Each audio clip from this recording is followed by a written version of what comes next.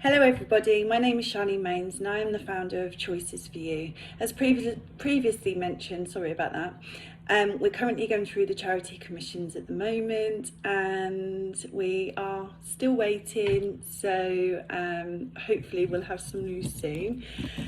So gosh, it's our last video of our mini series and we're going to do a quick recap before moving on to our last topic, which is choices. And I really wanted to end the series with some positivity, some motivation and a few words of wisdom really. So in week 1 we spoke about child abuse and how it affects our education. Week 2 we spoke about domestic abuse and continuing the toxic cycles. Week 3 we spoke about long-term unemployment and how it affects our personal well-being. Yeah, I think that's the one. Sorry. Week 4 we spoke about what did we speak about in week 4? Oh, disability. And week 5 we spoke about, well, we're speaking about choices. Sorry, I don't tend to plan these videos, you know, have a script in front of me. I always like to speak from the heart, and you know, I kind of make a joke that's, you know, I'm getting on a bit now, so I'm starting to forget things, so maybe, you know, in future I do need a list. Had a bit of a mind block then. But anyway, so yeah, we spoke about a variety of topics that have affected me personally, and instead of giving you one huge story to take in so much information which will just overload the brain, I just thought it would be quite nice to break it down into segments and to share with you my own experiences. Now, I don't speak on behalf of anyone, and I'll tell you why I make that point very clearly later on in the video. I speak for myself, but you know, I would like to think that some of the things that I have said have helped other people. It's been lovely receiving some private messages from the public just to say how much the videos have helped them. So I must be doing something right. But I think one of my main issues is not being cast as a professional. Because I am a survivor, and I think that's really unfair, because I do think those with lived experience have so much to offer and contribute to help others just as much as professionals. I mean, when I left my marriage in 2010, it was professionals from a domestic abuse charity who helped me and my children. So, you know, there is room for us all, and we've all got different expertise. So I think that just because someone is a survivor doesn't mean that their advice is any less than a professional or a doctor, you know. So I think we need to really just kind of be aware of that, and to encourage people to keep sharing their stories, because it's the only way that we're going to be able to move forward with our lives. It's obviously helped me, and I'm doing okay in my life, so it can't be a bad thing, you know. Anyway, so choices. What choices do we have in life? Now, I have spoken about some of the adversity, the barriers that I've faced since I was a little girl, and I have made a choice, whether it's subconsciously or, you know, with me saying, well, I'm going to make an actual choice to change, because sometimes when I make a choice I don't actually know that I have made that choice, you know. No one pointed it out to me, but you know, the word choice is really important in any decision that we make. So when it came to domestic abuse, I've had abuse, emotional and physical, since I was a little girl. Then the physical continued in my marriage, which was horrific. And when I left 10 years ago, I got into another relationship a couple of years after, and that went quite nicely and well, but it ended. And then after that, I just chose to be single. I wanted to work on myself. I've been single now for 6 years. Oh God, 6 years. But it's my choice. It's my choice. It's not because I don't trust anyone. It's not because, you know, I'm not putting myself out there to meet anyone. It's because I've just made a choice. I've made a choice to work on myself. I've made a choice to be there for my children, to focus on them. I made a choice to update my skill set. I made a choice to start a charity. I made a choice to go to university, go to college. You know, I'm making all the right choices that fit best for me, and I think that's really important for my own self-development. So that was my first choice, really. It was a huge choice to make. Yes, I do get lonely. Yes, it would be nice to have someone to come home to each evening and share the highs and lows of your day, and you know, just to have a friend there as well. But it's my choice, and it's also my choice to find someone who is worthy of me as I am of them. You know, I know what I can bring, and in the past I've always settled for less than what I deserve. So you know, I deserve the best, and I'm going to hold out for the best. And in the meantime, I'm going to work on myself. I'm independent, I'm strong, and that is my choice. You know, people say, oh, what, so those who stay in relationships are not strong. That's not what I'm saying at all. What I am saying is that I have relied on relationships all my life. I've relied on the love and having, just settling for someone to just be there, even though they're the wrong person for me.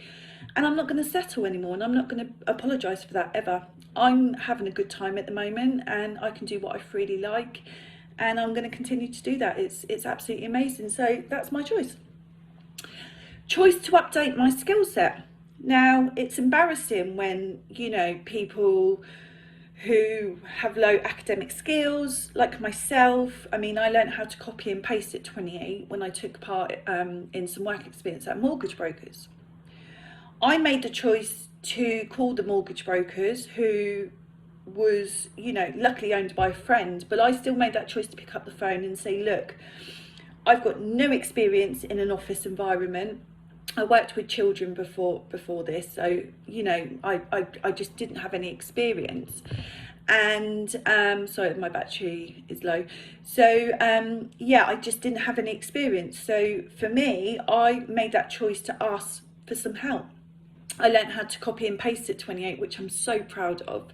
I learned how to engage and interact with customers, and you know, I learned so many other skills, the terminology, and it was a real, you know, eye-opener. I did feel embarrassed because, you know, my grammar was awful, my English was awful because I failed, you know, at school, left school, no GCSEs. So I did cover up the embarrassment. I didn't reach out to anyone until a bit later on. But I made the choice to put myself out there, and it's been amazing. I also made a choice to put myself out there for volunteering when I knew that I couldn't at that time go into full-time work or even part-time, because I needed to have some experience on my CV as well. So what better way? I applied for volunteering, and again, it was working with unemployed. It was working with people who, you know, were in serious financial difficulties. It was with people who were desperate for some support and a listening ear. So I volunteered for the Citizens Advice. It was amazing. I made that choice. I made that choice to contact the Mayor of Havant, and I made that choice to, you know, invite him to my children's local school. I make those choices because we all have a choice. When my son was diagnosed with Marfan syndrome, and then a couple of months later I was diagnosed with the same condition, I had a choice. I had a choice to turn to drink or drugs, to forget about the pain that I was about to go through, the pain that I was feeling in the here and now. I had the choice to give up my children, to go and send them to their dads. I had the choice to give up, but I chose not to. Because something inside me said, you need to keep fighting. No matter what happens, you need to keep going. But it was that moment in time that I totally understand why people do choose addiction, to bury all their feelings, to numb the pain. It was so easy for me to do that, honestly. But I realised that I didn't want to lose my children. I didn't want to lose my life, my house, everything that I've worked so hard for. I didn't want to lose. So I had that choice, and I made the right choice for me. Unfortunately, sometimes people fall in on the other path, And it's really sad, because with a bit of support, maybe that wouldn't have happened. Anyway, so I made the choice. I made the choice to stay on the right path. It was tough, don't get me wrong.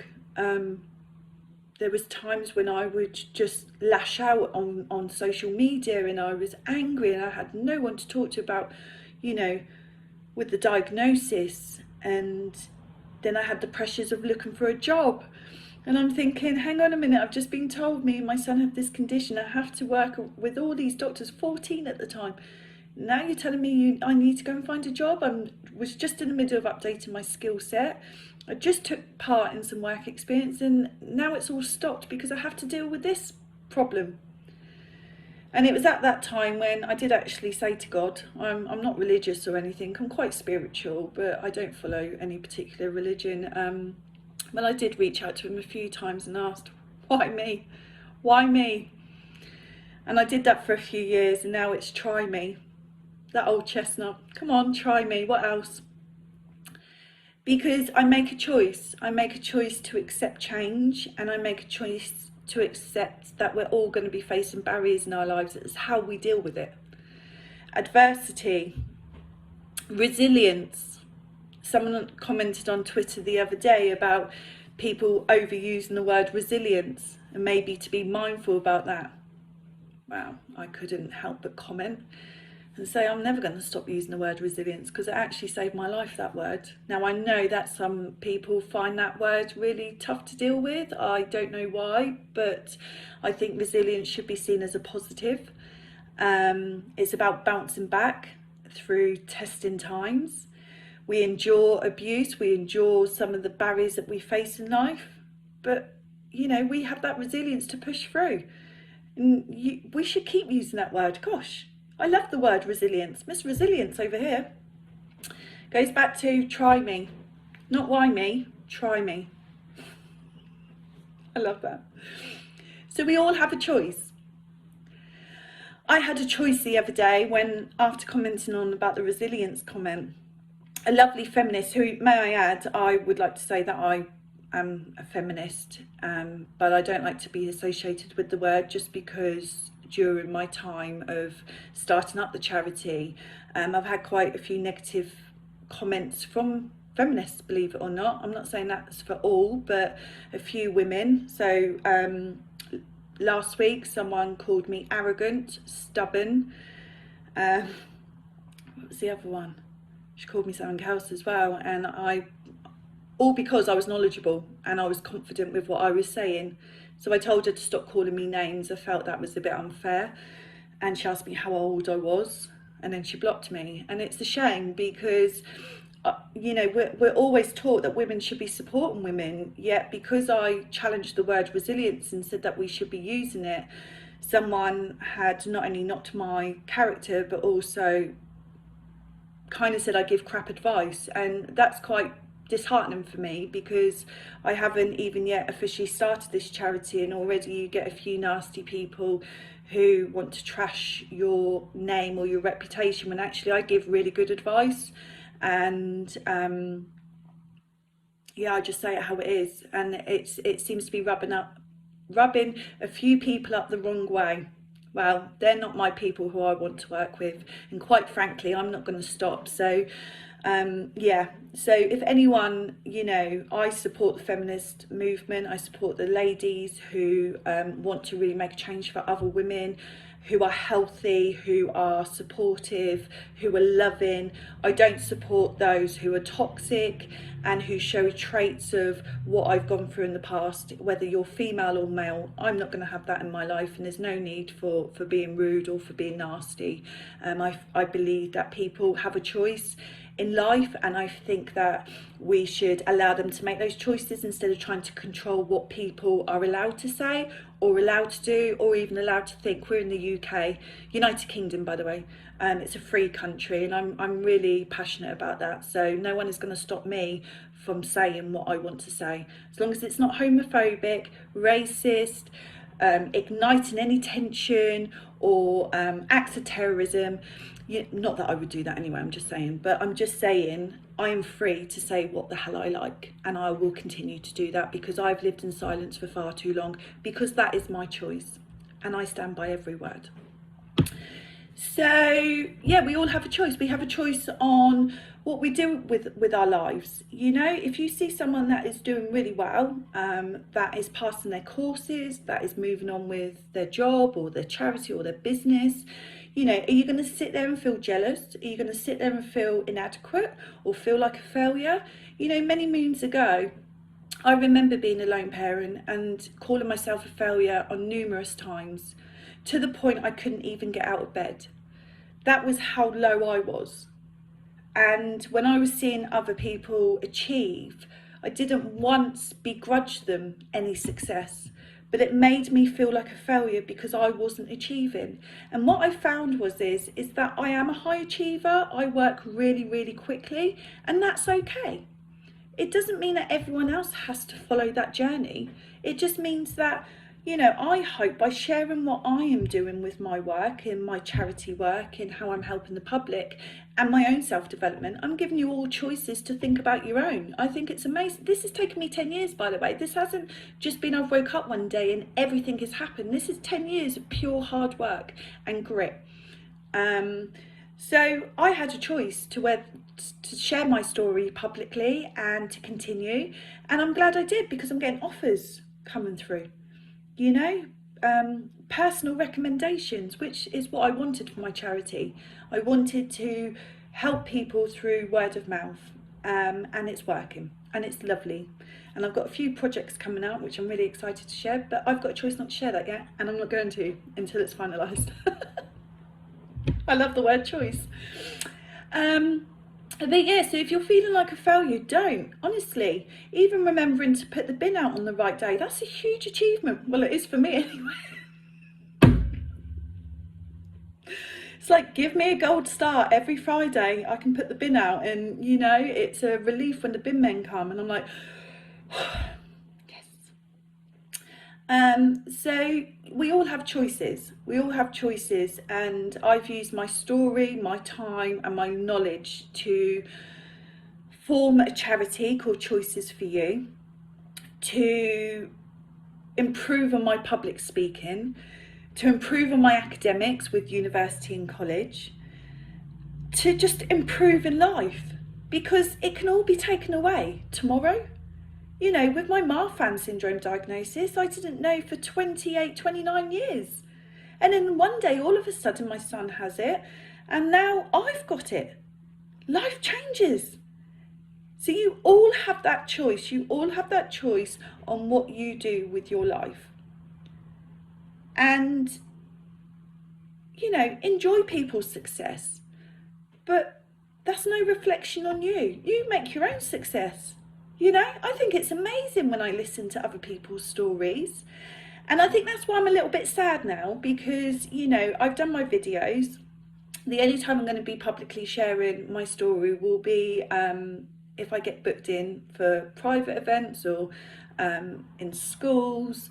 I won't be doing these videos anymore.